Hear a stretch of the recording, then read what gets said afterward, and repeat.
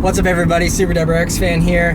I actually posed a question about 2 weeks ago or so on my Subaru fan Facebook page asking people if they'd like to see me review other cars. Obviously you've heard all my opinions about the BRZ and I'm still loving that car, but in regards to other cars, a lot of you said you'd want to hear my opinion on low price cars and things of that nature. So I'm going to give this a test run on this Subaru Forester I have here today. If it's something that you like this review, leave me a comment, let me know that you enjoyed it, and I'll definitely try and bring you some more car reviews in the future. But, so like I had said, today I'm in a 2012 Subaru Forester, and this car is obviously, I'm a Subaru fan, so this is a car that I automatically kind of liked. I've always liked the way the Foresters looked. I thought they did a really good job back a couple years ago when they redid the Forester and made it bigger and you know, more spacious and things like that. And this is the first time I've actually ever driven one, and I'm pretty impressed with it. I mean, obviously from an enthusiast standpoint, it's not something that I would probably ever own unless I was going to, you know, just give up on cars altogether and just, you know, want some kind of reliable transportation, family car kind of thing. This would be good, although I'd probably get the turbo Forester XT if I was to even buy one of these.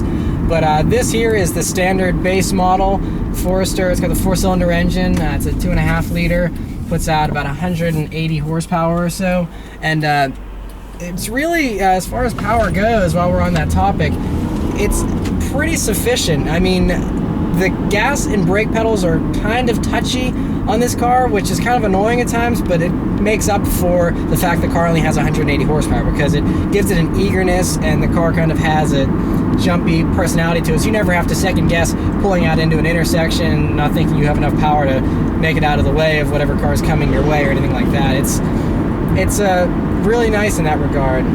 I've only driven this car twice now, but the thing that really stands out to me about this car is the spaciousness in here. I mean, I've driven like Audi Q7s and huge luxury SUVs, and this feels even more spacious than those, because with those cars you have controls roll close to you and you have a lot of stuff going on with knobs and switches and everything.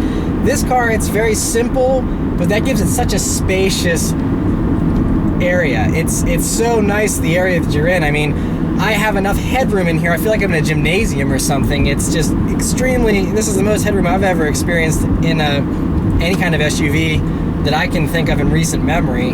So it's extremely spacious, very open space. I really like the way everything's laid out. It's very logical.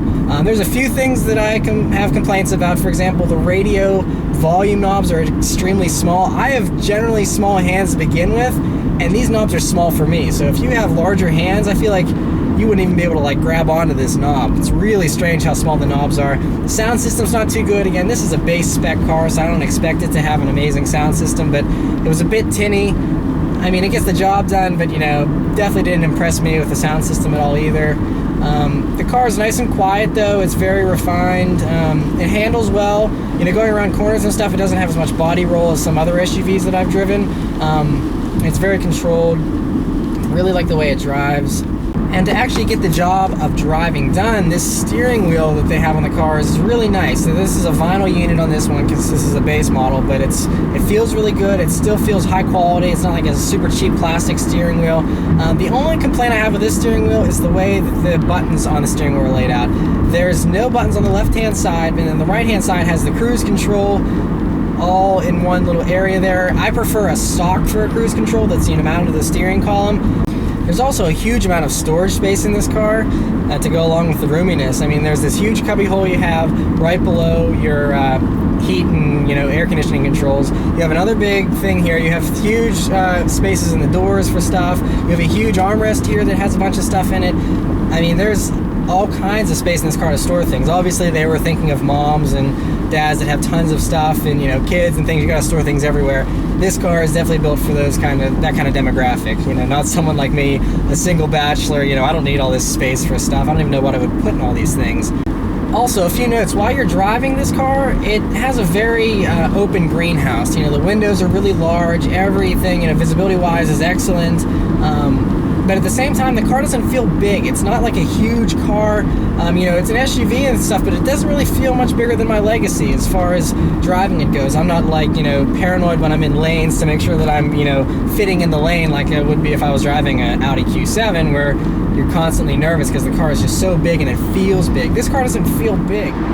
Another note about this car, whenever you're driving it like on the highway or something and you want to make a lane change, you look over your right shoulder, there's a plastic piece back there that like gets glare from the window back there in the cargo tray area, and that plastic piece has this reflection that almost looks like a car. It looks like a silver car that's out in the corner of your eye kind of thing, and at quick glance it kind of, you're not sure if it is a car or if it's just a piece of plastic. Obviously that's something, once you've driven the car for a while, you probably will get used to, and it'll be something that won't disorient you and make you nervous. But driving this car for the first time today, that was something that I had to really take a while to look back there and make sure that it wasn't a car.